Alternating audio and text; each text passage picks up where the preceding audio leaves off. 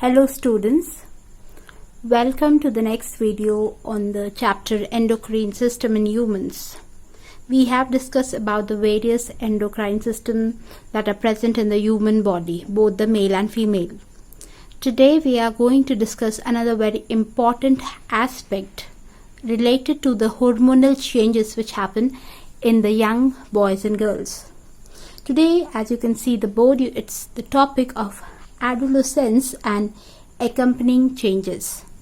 Now you know that human beings, they can reproduce only after attaining their sexual maturity, and this is happening because only after a certain age the reproductive organs become functional in the humans. And this stage of life, when the body is becoming capable of sexual reproduction after attaining the sexual maturity, is called the puberty. So if you can see the board, it's written that girls generally they attain sexual maturity before, or you can say puberty is attained earlier in girls than in boys, and in girls it starts around the age of 10 to 11 years and it ends by 15 to 16 years of age, and in boys it starts from around 11 to 12 years and ends at an age of 16 to 17. And also within this time there are a lot of changes which happen in the human body. So the period of transition from the childhood to adulthood is called adolescence. It is a Latin word, adolescence, which means growing up. And also at times it is continuing up to the age of 18 to 19 years. And as I told you, the body undergoes several physical, psychological and hormonal changes during this period. Now moving on to the physical changes which happen during the adolescence, we will be discussing both for the male and the female body. So starting with sexual maturation.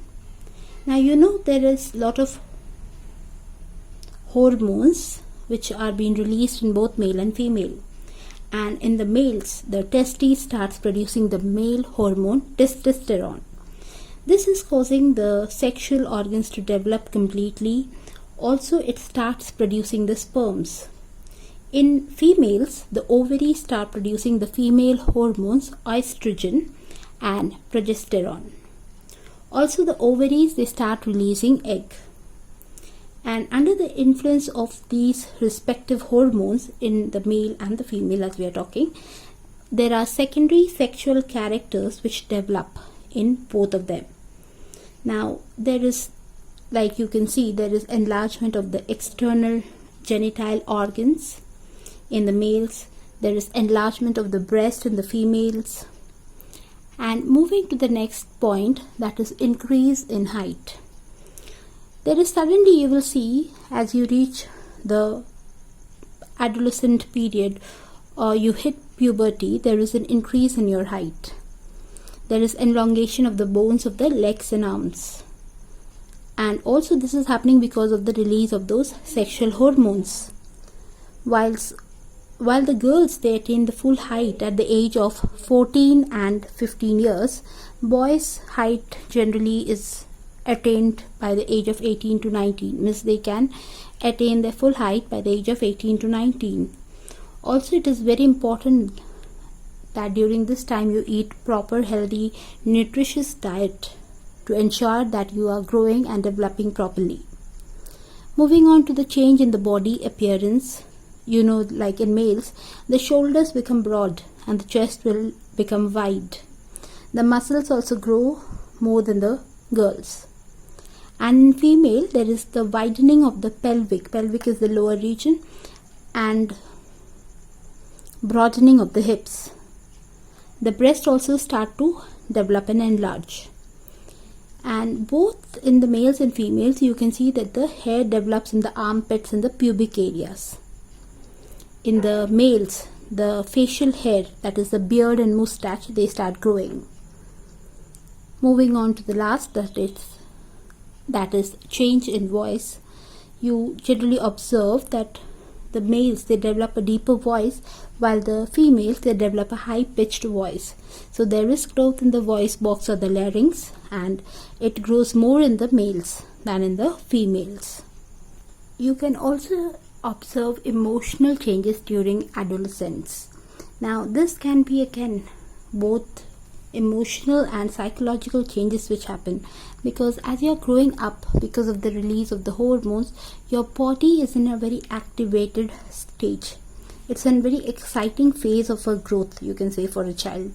And there is emotional, sexual, physical and social level changes which happen in the body. So you will see that the brain starts thinking and reasoning, and the adolescent starts participating in the decision making. Also, in order to adjust to the sudden change in the body and mind, they often find themselves very confused and self-conscious. So sometimes they may become very oversensitive because of their physical appearance, and even very irritated, and they may lose temper very easily. So it's also, you will observe that the social interaction or the peer grouping becomes very common, or the peer pressure, as you can say. Peer is the friend. And adolescents may start getting influenced by the peers in terms of how they dress, speak and behave. Also, you can see that mostly when you are growing up, many children, they get a lot of pimples, there is change in their weight, and this may lead them to become very stressed, because of which it is very important to know about stress management. Now, the next topic for discussion is importance of personal hygiene. As I told you that during the changes which are happening in your body starts releasing a lot of hormones, and also the activity of the sweat glands and the sebaceous gland. The sebaceous gland gives out a lot of oil in your body, and that is why we suffer from acne and pimples. And also there is increased level of sweating in our body during the adolescence, and this can cause a lot of body odor. The skin can become oily and you can get pimples, etc. on your face, and proper hygiene is very, very important. So for that, the simple things that you can always follow is taking a bath every day, washing all your body parts properly so that you avoid bacterial growth, trimming the underarm and the pubic hair, and also regular exercise, yoga, meditation, playing games is very important for a proper growth and development. Also, always have a balanced meal or balanced diet for the growth and development of your body during adolescence. So as I was telling you that because of the many changes that happen in your body, a person may feel stressed. So what is stress? It is a mental tension or worry which is caused by the problems. Now the problems may be anything, right? Maybe you're not getting enough grades in your exam, or you don't have friends, or you have family problems. So during this time, the problem seems very large even if they may be small. So people undergo a lot of stress during adolescence. And some common problems can be the peer pressure, not getting proper attention, exams, pressure due to not performing well in the academics, and physical changes which are happening. Now, to handle the stress, there are many stress management techniques that you can follow. Like the best is meditation. Meditation is an activity which will not only keep your body and your mind fit, but it will help you to relieve your stress. Yoga is another such activity which you can do, and the yoga will help you. Regular yoga will help you to overcome the stress and help you to utilize your day in a proper way, make it more functional and active.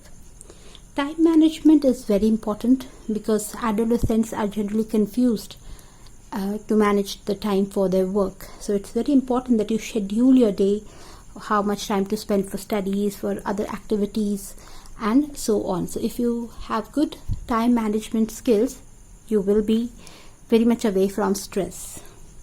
Now you can also take up any sports, whichever sports you like, take part in it. Play some sports regularly so that you keep yourself fit. Also pursue a hobby. It may be as simple as gardening or drawing or anything which helps you to relieve your stress. And also adopt scientific thinking or rational thinking, because whenever you are in a situation of stress, we generally do not think rationally. So it's very important to understand the difference between the good and the bad. So do not enter into unnecessary arguments with anybody during this time of your age. Also, there may be many other techniques that you can yourself add to the stress management. So with this, we have come to an end of the chapter, students. I would like to know what are the best techniques that you would like to follow to manage stress. Please comment those down below in the comment section. Thank you for watching.